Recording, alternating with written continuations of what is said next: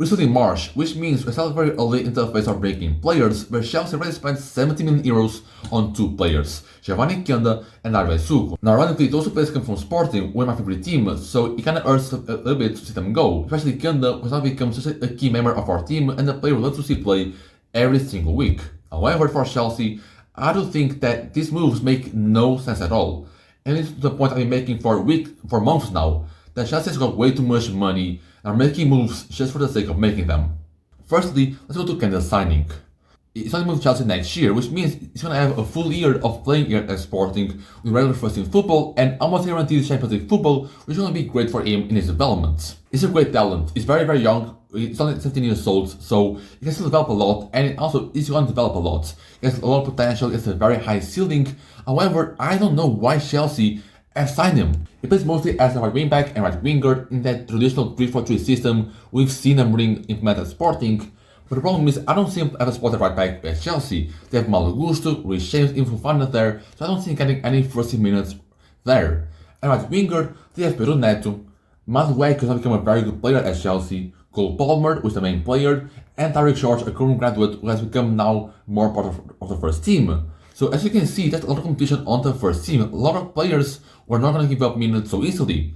And there are two more players who are going to join next year, or actually this summer. They're going to also change the plans a little bit. Kenepes and Estevão are joining in the summer, both players who are very highly coveted wonderkids, and both players who can both play a right winger. Especially Estevão, who's coming from Palmeiras as the main right winger, as a guy that's playing on the right wing every single game. So not only there are already players who have established themselves in the squad, I mean, some like Pilnet may already have left until next year, but there are players out there who already established first minutes there. You have a current graduate in Tariq George, who deserves first minutes, who deserves some more chances, and you have two wonderkids, Kenepes and Estevão, who are also getting to steal some first minutes from Kianda in the right wing position. So with a team that is so stacked in that position, I don't see why they want to bring in Kianda, because they already have a lot of wonderkids, especially Estevão. The things I've seen him play at Brazil, like, it's going to be amazing. If he really fulfills his potential, it's going to be one of the best players in the world. I don't see why we have already players who are established, who can play that position and give you a lot already, and have wonderkids who can give you a lot more in the future. I don't see why bringing in another wonderkid who's going to probably stagnate the potential of other players around him more and himself too. However, I can still squeeze this signing because Kianda has a very, very high ceiling. He can become a very good player for Chelsea. If he really fulfills his potential, he can be a guaranteed starter for Chelsea. But the chances of him really fulfill that potential, I think, is in put in the wrong position to really fulfill that potential. I think that was wrong with Chelsea signing here. Now I can move on to Dario Esugo's transfer. Now this is the one I don't really get at all. In one side, Kianda has amazing potential. His ceiling is top 20 interval, top 15 intervals. So in best case scenario, we can see Kianda become a very, very good player for Chelsea, become a guaranteed starter, become one of the best wingers of his decade. But I don't see Esugo moving in a similar pathway. I don't see Esugo's ceiling the same as maybe Fernandes or Caicedo is. The players in Chelsea already have to midfield of the quality, like Caicedo and Niansu are players, they are very good. And are still going to develop. I mean, in 2 years, they're going to be another level that we haven't seen them yet.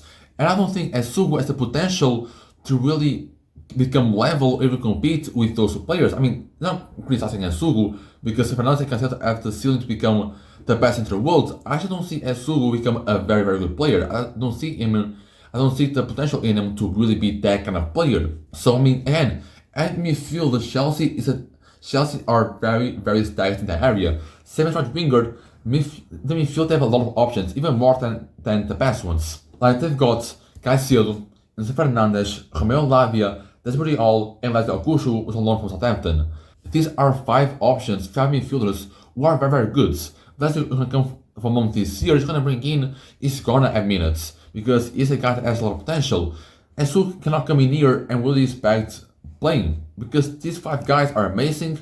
I mean, it's not only like a very big concern, a very big injury concern, which happens like from Arsenal, for example, but I don't see it happening here. It's going to be a very extreme scenario in which Esugo is getting minutes, especially because there's one more player I didn't mention that's also coming in next this summer, back from loan, and that is Andre Santos from Strasbourg. The loan at Strasbourg this year, and oh my god, it's been amazing in League One. This loan, I mean, we haven't seen, like, there's some players which loan moves can be bad from themselves, but for Andre, it has become revealing to how good it really is. It's become amazing, and there's not a world where Chelsea spend next season. I mean, they can't not avoid playing him. They have to play him. I mean, I can see even Chelsea kind of move Cole Palmer to right winger from number 10 in order to afford Enzo, Caicedo, and Andre to play together. And I can see Andre even getting minutes from Enzo and Caicedo as a regular first teamer or a regular starter. So looking at the rotation of 6 midfielders who are very good, who all should be in Chelsea's plan next year. We really don't know what might even come next year. And I mean, I don't really see Esu kind of breaking into this team. So the only possibility is Esu getting the Strasbourg loan move as well. And for me, I see Esu kind of moving in a similar pathway, like I like to call the Sari Casadei pathway. The guy from Italy that Chelsea brought in like 3 years ago. I was gonna play for Chelsea. He played like a handful of games. He mostly was loaned to a lot of teams elsewhere, and now this winter it was sold for 30 million to Torino, and is now getting balling at Torino. And I see Esu kind of moving in a similar pathway. He's gonna be loaned out to other clubs. He's gonna be sold at a time where maybe his value is at the highest, and it's gonna shine elsewhere because Chelsea does not have the ability to really play him as he should. So I really see Esu kind of moving in that pathway. And for me, no, I actually don't see why Chelsea would want to do this transfer where we don't see a clear pathway for Esu kind of moving the first team. I just don't see it. And it then becomes my point, Chelsea has got way too much money because now it's just bringing young players just for the sake of developing them and trying to see if you can get any player out of it. I also see this a way of making new money, then bringing young players, loan them out, getting first in football elsewhere, and try to make a profit as soon as the offer rises. Like Angelo, for example, maybe you don't even know him. He was at Chelsea for a bit, a winger, and when Saudi Arabia came back in the door, Chelsea sold him for a profit. But unfortunately, that wasn't the case for a lot of players. Chelsea's kind of tactic is trying to bring in young players, trying to sell them for a profit, and getting money that way. For me as a football fan, I don't like that. I don't think that's ethical in any way.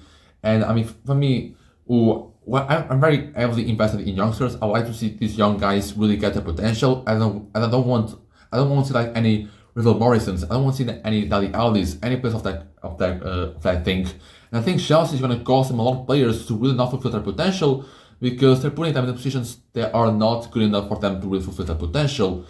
It's just for the sake of making some extra money, which Chelsea as their own team should be easy enough to make money for themselves as the club they are, as big the club they are, the history they have in Premier League and European football.